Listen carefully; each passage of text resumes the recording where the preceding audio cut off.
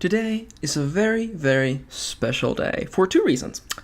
One is because I have just finished Shoujo's Bizarre Adventure, and number two is because it's raining outside. Do you love the rain? I love the rain. If you also happen to like the rain, give yourself 5 max points, and if you don't like the rain, you weirdo, take away 5 max points because rain is good. Rain is like really good. It's like symbolistic for change and growth and healing. Symbolistic. I'm the guy who writes books, by the way.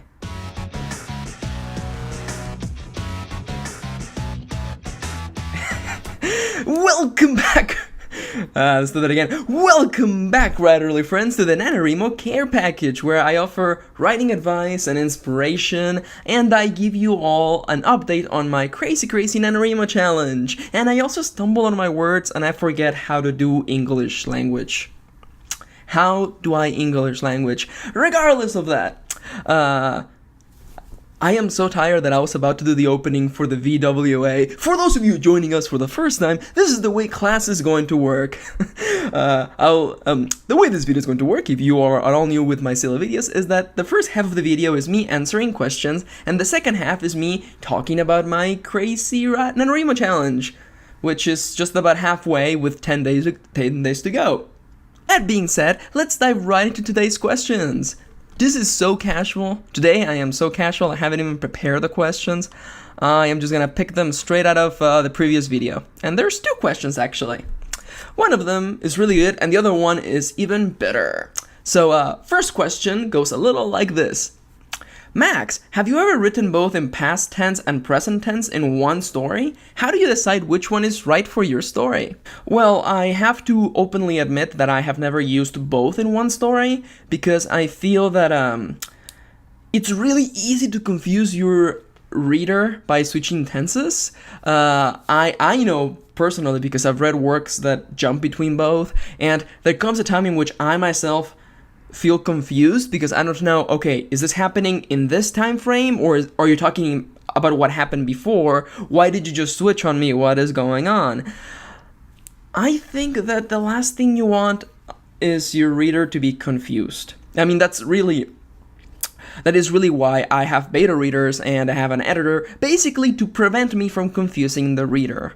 That being said, the golden rule of writing still applies. If you can pull it off, then you can pull it off. Really, the reason why those previous works did not really work for me was because there came a point in which I ended up being confused. What exactly is going on? Now, that is my one answer. I mean, you can use it. Personally, I haven't. Though, I mean, if you pull it off, you can pull it off, right? I mean, that's the golden rule for writing.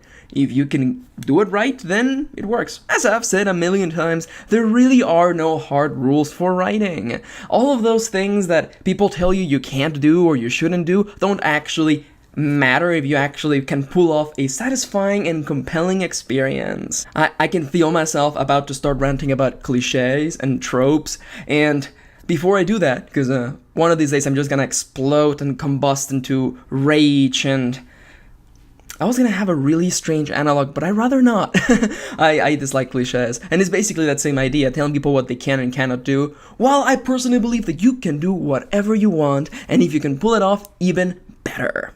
Now, as for your other point, how do I choose between one or the other? Now, I find that certain tenses work better for certain types of stories. Of course, it's all just my opinion, but I find that stories that deal with conflict that is very character driven from one point of view works better in present tense because you're right in the middle of the action. I don't think present tense works very well in books where not a lot happens from page to page, if you know what I mean. That being said, of course, I do believe that on the flip side, past tense works a lot better when you have a wider scope to your story. I think it's because it falls a lot better into the idea of a traditional story. You know, you're sitting down by the campfire and someone is sharing with you their tale. Following on that same idea, I believe that present tense feels a lot more like you're inside of this person's head.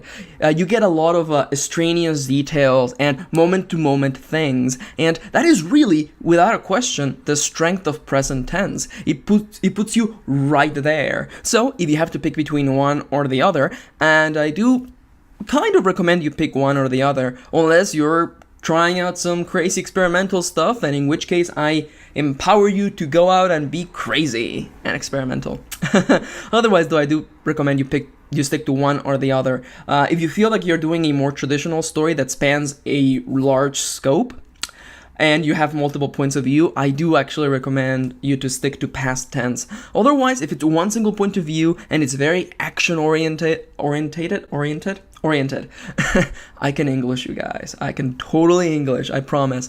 If it's action-oriented, if it's action-oriented and you're moving from moment to moment, then I feel that present tense is a lot more effective for getting us in that moment. And I also find that present tense books write really fast and read even faster, which is kind of a strength of that shape of the medium. And that is really all I have to say about that. Now, the next one is not actually a question, but rather a reminder for each and every single one of you out there doing NaNoWriMo. What is this reminder, you ask? What piece of knowledge am I going to relay to you that I and one of my followers feels that people sometimes forget about? Well, I want to remind you to back up your writing. Please, please, please back up your writing. I don't know if you've seen that funny post of me with the really, really sad document going around on Tumblr, but I have a horror story, and I think a lot of people do, and that makes me sad. But a lot of us have horror stories about losing writing. Now, as for my horror story, I used to have a PC. I had that PC, I built it myself, I had it for years, and then just one day, total hard drive failure. I couldn't even save anything. Like, even if I had sent it to one of those services where they charge you like $1,000 to revive your hard drive, nope, completely done, completely dead, not salvageable at all. It was awful. Thankfully, by then, I had begun using a few other extra tools, and I had a few extra external hard drives that I backed up my older writing in. I lost some of my really, really old stuff, and a few digital files of my newer stuff. Thankfully, it wasn't as bad as it could have been, in which case I would have lost everything, every single bit of my writing. One of the greatest parts about being in this time and place is that we have the ability to create so much writing in a very confined space. Your laptop can basically do everything. I mean, my entire publishing business is running off of my laptop. The one caveat, though, is that if something happens to said laptop, you basically lose everything you have, and that is kind of awful. Really, really bad. I mean, if my laptop just died today, as I'm recording this, if it died right now, my business would just be dead. Except that I have an external backup. As for backing up your writing, of course, there's the very traditional method, like I have with my laptop, where I have an external hard drive set to back up my entire computer every few hours. It's a time machine for those of you familiar with a Mac. Of course, you could also use little external hard drives or USB flash drives. Those are also really helpful, though you need to keep in mind, though, that all of those little guys do have basically an expiration date. There will come a time when they will fail. So it is wiser to have a more formal hard drive or an external hard drive. I believe I have a Passport for Mac. I will have a picture of it on the screen. It wasn't very expensive. It's huge, like an entire terabyte, and I just keep backing up my computer on it. It works like a charm. I love it. Aside for hard drive or hardware related, that's another word with hard in it. That's hard to say. Aside from that, other ways for backing up your writing is, of course, the cloud. Some people don't like it, some people think it's problematic. I personally like it. I do all of my work, all of my serious work off of Evernote. Evernote is a wonderful, wonderful service, and I will make like an entire video series talking about how awesome it is. The reason why I love Evernote and I choose Evernote over other cloud storing services like Box?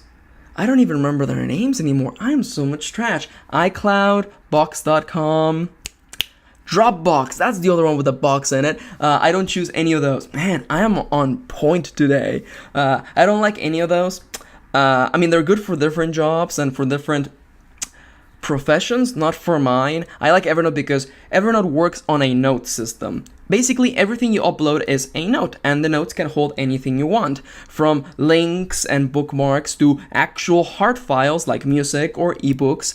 And or usually writing. I like to use Evernote for saving all of my writing in it, and it syncs all the time. And the best part for me, my favorite part about Evernote, is that it syncs with all of my devices. I have an iPhone, I have a Mac, and I have an Android tablet, and all of them are running the same files on Evernote. I can be on the bus stop and I could be writing a scene or on my phone, or I could be at the coffee shop typing away at my tablet, and then I could get home, sync my laptop, and continue the same work. It's amazing. I discovered Evernote when I worked at Totally Not the Death Star and Totally Not Working for Darth Vader, and I discovered it because the guy who did our database had Evernote, and he joked about having like 5 different tablets on his table, all with different files he was syncing on Evernote, and I thought that was kind of excessive, but interesting nonetheless. And I began experimenting with it. I used to use Yarny, which is another way of backing up your writing, but once I found Evernote, I was in love.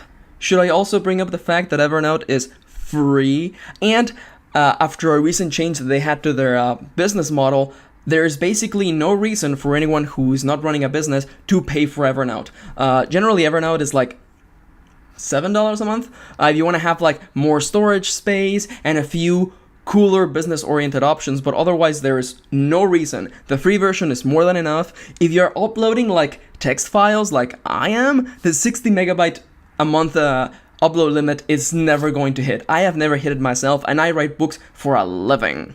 So, in summary, to go back, I want to remind you all to please back up your writing, especially right now. We are 2/3 through NaNoWriMo. Save your writing, please. Anyways, yeah, I want you to back up your writing. Please consider this a sign from the forces that be that you should probably back up your writing on more than one place, preferably as many places as possible. If you're asking me, Max, you're saying you do all of your work on Evernote and is synced on the cloud. Do you save anywhere else? Of course I do. My entire computer is backed up on an external hard drive, and I do like to keep a few important files, such as the master copies of my books, on iCloud and other cloud services such as that, though I don't touch them too much. I like to keep them as vaults, just backup in the case that the other backups fail. You cannot have enough backups. Trust me, the last thing you want is for your computer to go pop and then everything be gone. And it will happen, by the way. It will happen. The one thing that I keep reminding people, because I've worked with people who do hardware, is that as long as there are moving pieces inside of your computer, it will one day die. Isn't that kind of dramatic? I mean, that's the way life works, because we have moving pieces. And as the moving pieces move, they wear off, and they start going lower and lower and lower in durability until they fall apart. I was about to do like a funny bit where I'm like, consider that the prompt of the day. Write about a character who realizes that a way to have them live forever is to replace their inner parts. And I realized, isn't that like the Bicentennial Man? So yes, I would like to give Hippo Music 444 a big thank you for reminding me to remind you all about backing up your writing. It is very important, incredibly important. So there's that. That aside, though, I do kind of want to clock out a little early today. I've been working very late, so let's move over to the update and talk about the fact that I just finished the first book of the month. Today has been a great day. There were awesome announcements and business-related things that happened, but aside from that, the greatest thing is that I have finished the first novella of the month, that being Shoujo's Bizarre Adventure Volume 1. I had an extra double writing session yesterday, and I had a pretty good writing session today. I kept getting distracted because of my laundry, but I was able to finish it. I finished the last intermission, and I finished the epilogue of the book, and it was interesting. I think I tweeted in between shifting from one to the next that I was listening to a really, really sad song, and I thought I was almost gonna cry. Thankfully, though, I changed to a different song, and it fit the theme better. It's kind of ridiculous because the soundtrack for the playlist for this book is like over 30 items long. It's kind of ridiculous. And I use a couple of those items, I use them multiple times throughout the book, so it's kind of silly when you consider the fact that Raven's Gem was 17 tracks, I think. Talking about Raven's Gem, fun fact, the original first draft of Raven's Gem, before I ended up revising it heavily, was about 20,000 words. Shoujo's Bizarre Adventure Volume 1 is 45,408 words. Now, that's not to say that Shoujo is really long and is gonna get edited heavily. That is mainly just showing how short Raven's Gem was. Raven's Gem was really short when I first wrote it. I had to expand because some of my beta readers agreed that I was skipping really fast through the story. As for Shoujo, though, my God, this story is long. This story, it's 45,000 words, 10,000 words over my general word expectancy. It's funny because as I was writing, I never once found myself thinking, oh man, this is getting a little fluffy, I'm gonna have to trim this, oh this whole paragraph is gonna get cut.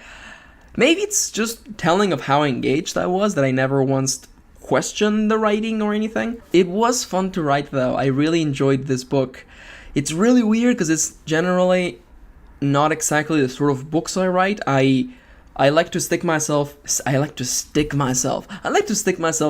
character oriented stories. There's oriented again. I keep saying orientated. Is that just a different way of saying it? Or am I just saying it wrong? It's funny. I like to do stories that are focused on characters and their choices, and Shoujo, of course, deals with one character making choices and the way she goes about doing things, except that there was a lot more action in this book. A lot of action, a lot of intrigue, and a lot of things going on behind the curtain, and that was interesting. It felt very much like I was writing an anime, and that was interesting on its own.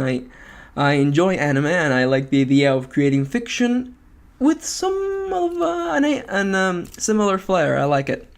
Overall, though, I really enjoyed the story. It was really fun to write, and like the final showdown was interesting because the action didn't come in all at once. There was a bit of an interaction between girl and the antagonist, and it was kind of touching. And the main antagonist surprised me once again. I love that my antagonists kind of just show that they are humans, and I really like that. I really enjoyed that. And today I wrote the final interlude and the epilogue, and those were touching as well. There's something going on in the interludes. I'm not entirely sure just yet, but it is certainly interesting. And the one thing that got me about this book is, as I mentioned in the previous video, I think, was the contrast between girl as she is in the beginning of the story, and the contrast between the person she is and the person who is narrating the story.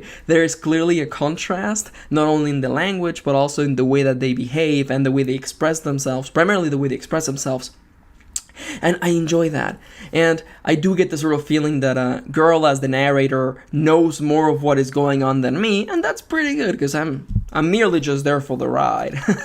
So let's talk numbers, okay? So the book has come to a final word count of 45,408. As for the last 2 days of writing, yesterday I had a double session and I managed to push out 4,638 words, and today the final word count for this book was 3,207. It took a total of 13 days of writing to complete this book, and this only kind of brings out the fact of how many days I missed, and I feel really bad about it, but let us not focus on those things. Instead, let us take a moment to reflect on what we have accomplished, and by we, I mean me, not you, though you have been accomplishing as well. By writing in NaNoWriMo and building the habit to write, you have been doing great things. So, let's take a moment to just reflect and consider that it's actually, I don't know, it's kind of cool writing a whole book in one go in 1 month when everyone else is writing. I think that's cool. So, I think we should enjoy that, because it sure feels good to be done. Wait, still have to do more books. That's right, I'm not done. I still have to write 2 more books. That's not happening. Not in 9 days. I'm not that crazy. I mean, if I didn't have a job and I didn't have to do the blog, maybe I could do it, I think. I mean, if every day was a Sunday and I was doing like 6,000 words a day, yeah, I could probably do it, but I'm not that crazy, and I'm not that silly. That would be like a third of the, well, no. That would be like 1/6 of a book every day. One book every 6 days. That still wouldn't be 2 books in 10 days. See, I can math, right?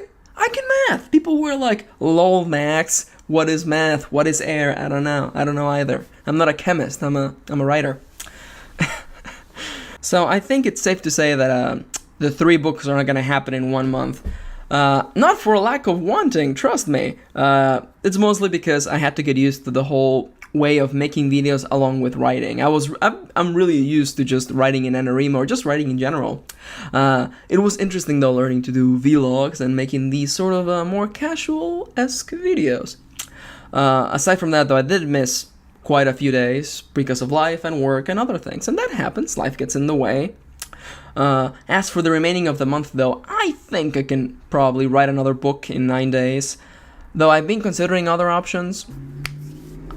I was kind of considering doing something else. I have this bit of a love project. Is that even the correct term? It's a project that I love. Let's just call it a love project. Or a side project. I wanted to create an episodic sort of story.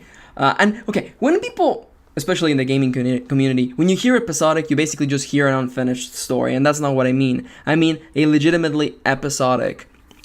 Think of it as reading like a 1 hour and a half special for a TV show, something like that. And I've had a couple of ideas, and I've done a couple of pilot episodes, and there was one that I kind of love, and I feel that it would be better if I just did like 5 episodes for it, so I could probably start releasing them as I created them. Because my ultimate goal is to have more books coming out in between things, because I do realize that it's been like 5 months since I released anything, and trust me, there are plenty of things that I want to do, but it's just a matter of getting rolling with them. And I don't necessarily feel it's the best idea to start yet another series, and I'm not feeling right now in the correct mind space, especially NaNoWriMo because it's crazy.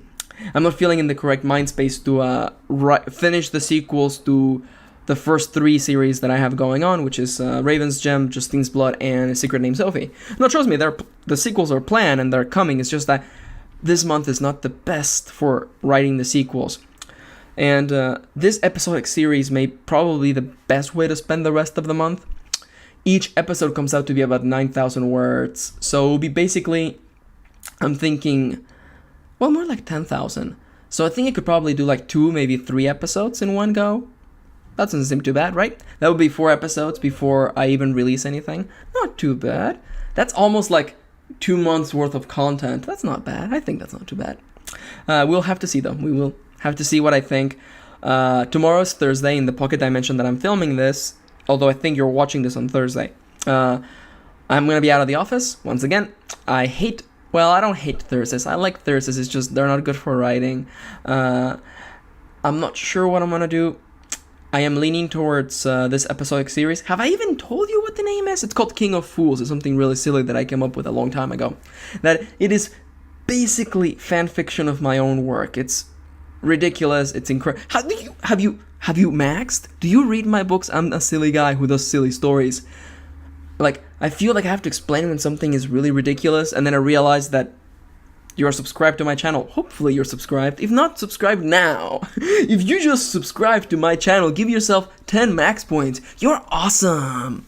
But you know my silliness. You know how silly I am. So when I came up with King of Fools, and I will probably explain more of what the series is probably in the next vlog once I actually get my mind wrapped up. I will probably spend tomorrow brainstorming, probably. Because I honestly have like an hour and a half for writing, and that's not enough for getting everything rolling. So I may just sit down, actually read the pilot episode that I wrote of King of Fools, and then I will just start brainstorming the next ideas.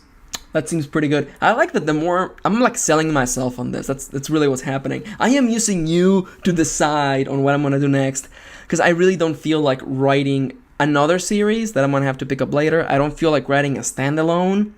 primarily because I don't even know what I would write as a standalone.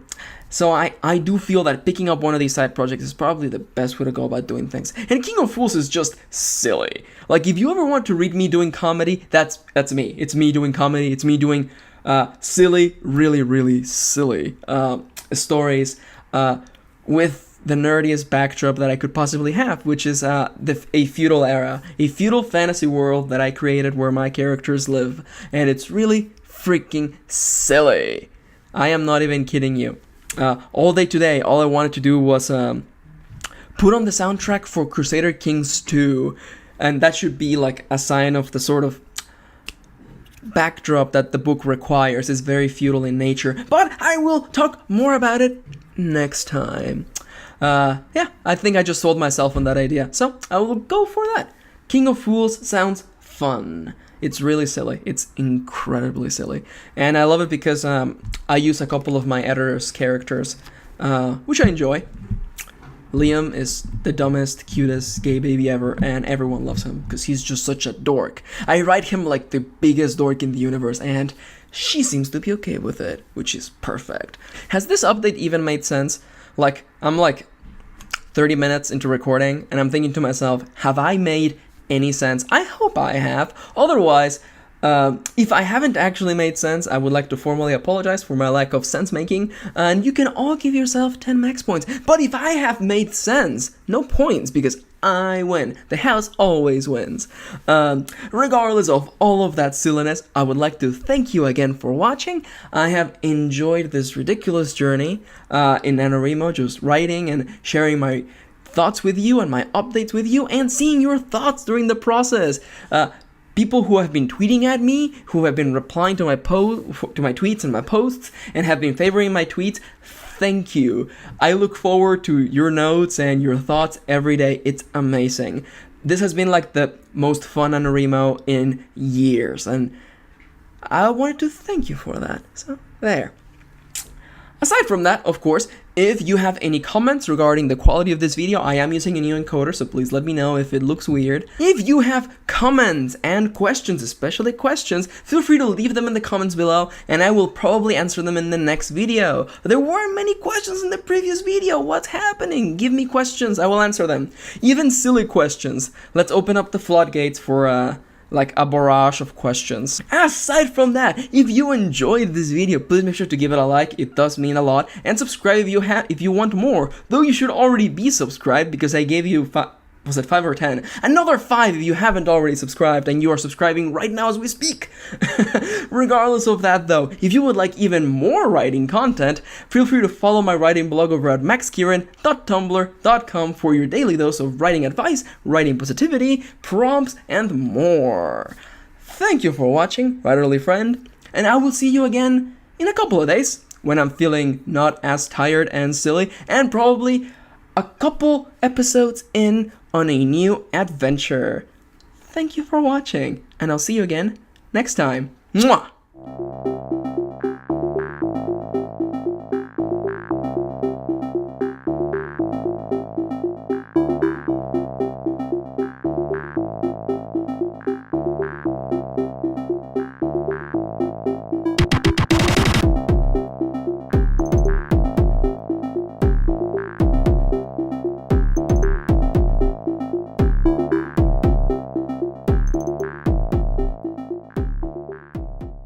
Also, as a bit of a final note, for those of you who are still watching, those wonderful nosy people you who love to watch the end of the video, if you recognized the sound effect that happened in the middle of my update, give yourself 20 max points because you're a giant nerd, and I too love Metal Slug.